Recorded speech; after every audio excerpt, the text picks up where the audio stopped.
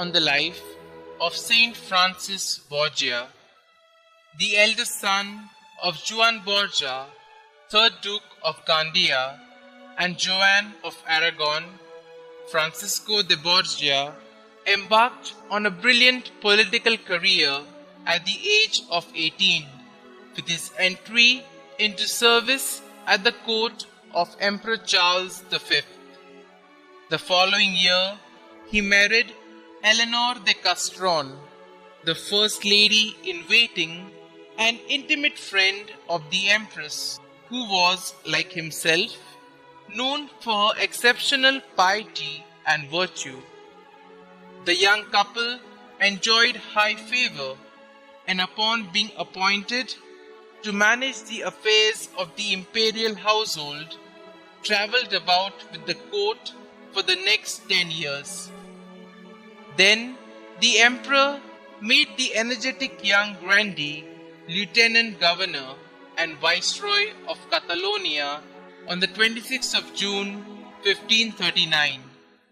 Here, Francis proved himself an excellent organizer and administrator, for in the 4 years of his incumbency, he was able to root out the previously widespread banditry, reform the corrupt administration of justice, and provide adequately for the suffering poor during the times of famine. His pious practice of receiving Holy Communion each Sunday was in those days something singular. On the death of his father on 17th of December 1542, he became Duke of Gandia. Having lost his beloved wife in 1546 and left with 5 children to provide for, Francis put into effect his determination to become a Jesuit. Privately and in utter secrecy, he took up the study of theology and Latin. He was secretly professed in 1548 and received his doctorate on the 20th of August 1550. When his eldest son reached maturity and his daughter was married, the emperor permitted him to abdicate his dukedom in favor of his son. Francis was ordained to the priesthood on the 4th of February 1551 and celebrated his first Mass in the oratory of the Ignatian family castle at Loyola, a fact that, when became known, created no little sensation all over Europe. Francis Borgia advanced rapidly in the Jesuit order. St. Ignatius of Loyola employed him at first in delicate diplomatic missions. Then, on the 11th of April 1554, made him Commissary General for Spain, Portugal, and the East and West Indies. This entailed much travelling during the next 7 years. He built several colleges, opened 20 novitiates, and won new friends for the society everywhere.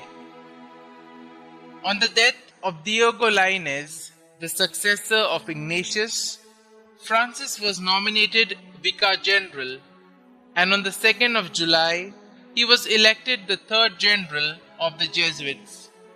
St. Pius V, the great Dominican Pope of the Counter-Reformation, found in Francis an invaluable assistant, another reforming instrument of divine providence, like his contemporaries St. Charles Borromeo and Peter Canisius. As Father General, Francis greatly developed and strengthened the young Jesuit order. He founded 31 new colleges throughout Spain, France, Belgium, Germany, and Poland.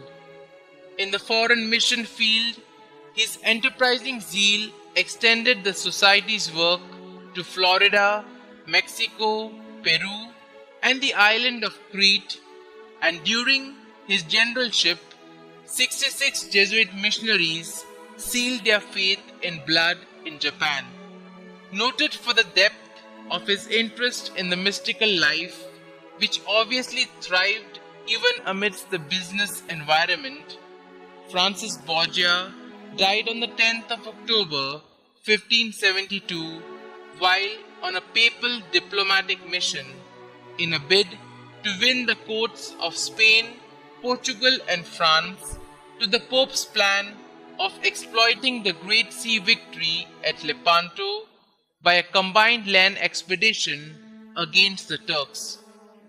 Beatified on the 24th of November 1624 by Pope Urban VIII and canonized by Pope Clement X on the 12th of April 1671, St. Francis is the patron of Portugal.